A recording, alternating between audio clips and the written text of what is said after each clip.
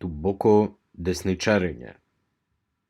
Добре дојдовте во уште една епизода на Дубоко десничарење.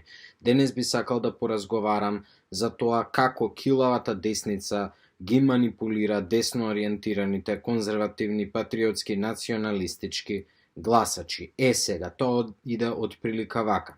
Ги гледаме комуњарата, направиле некоја глупост, направиле некоја лудост, извршиле некое предавство.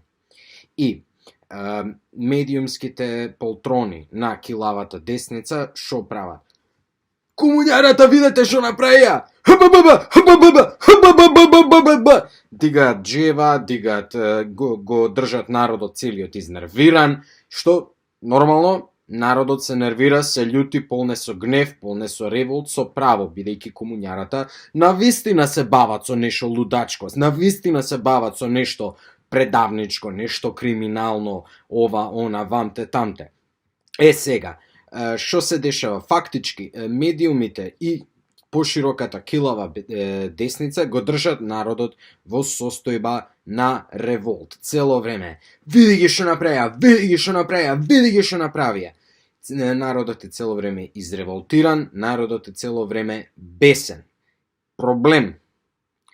Ако народот е цело време бесен, не може да формира политичка инфраструктура. Не може да застане и да се заправа, брат, што ќе правиме?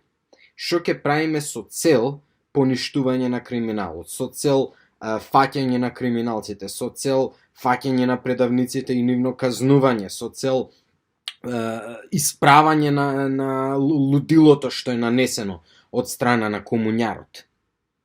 Луѓето не запираат да размислат, пошто се цело време под некој набој, цело време наапани.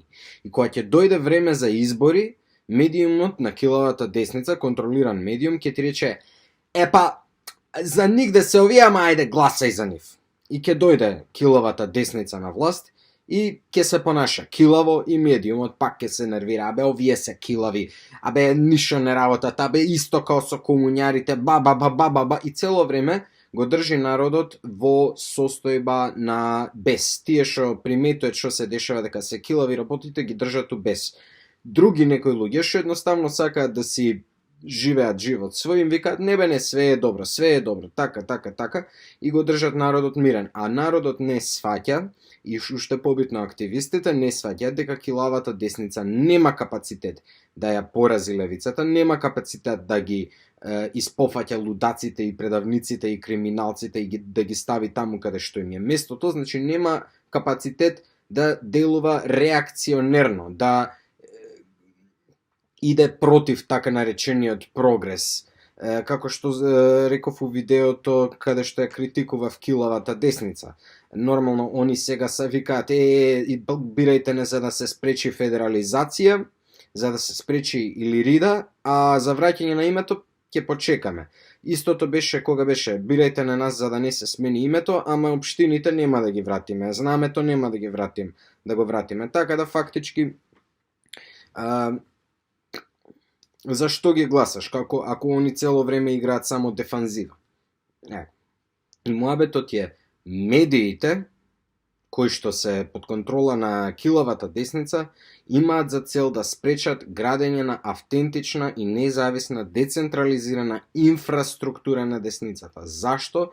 Затоа што поголемиот дел од народот не ги интересираат центар-десно килавите муабети у типу не знам, слобода на пазарот, цената на малините, дндр, мндр. Гротото од народот да направиш муабет со нив, бараат малце поавторитарен конзерватизам или поавторитарно реакционерно. Еве сега искочете на улица и прашајте: сакате ли да се врати името? Да. Со кои методи? Со тие што ќе овозможат казнување на предавниците и криминалците. Тоа не се либерални методи, како што се осврнавме у видеото за анархотиранијата, тоа ќе бидат малце поавторитарни методологии. Сега, за да се спречи оваа авторитарна маса да направи инфраструктура, медиите на килавата десница ја држат под овој постојан набој кој што го спомнав, ова е постојана бес.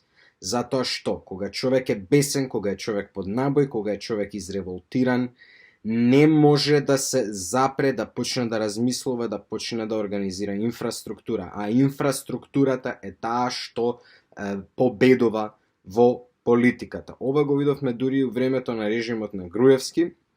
Луѓето цело време беа под набој, името ќе ни го земат, името ќе ни го земат, името ќе ни го земат, и затоа не можеа да се сепнат, да паузираат и да почнат да градат нешто по-паметно. Јас, например, се обидував да изградам вистинска десничарска инфраструктура во времето на Груевски. Дури тогаш јас бев малце либерал, ама во она што го градевме можеше да прерасне у нешто по со муда. Меѓутоа не добивме поддршка од ВМРО ДПМН, не добивме поддршка од Груевски, напротив добивме саботажа. И тоа е секогаш голем проблем кај десничарската, кај килавата десничарска власт, не размислува на тема инфраструктура, не се ни обидува да ја демонтира левичарската инфраструктура, како тоа го прави Виктор Орбан во Маđарска. Виктор Орбан нормално ги демонтира на Џорџ Сорос невладините и универзитетите, тоа го прави Владимир Путин у Русија, тоа го прават и други така наречени национал популисти, се обиде да го направи Матео Салвини, беше сменет заради тоа. Ќе видиме што ќе направат Жаир Болсонаро и Доналд Трамп во Америка. Ако они успеат, ќе биде голема победа, пошто Бразил и Америка се големи земји, фактори се.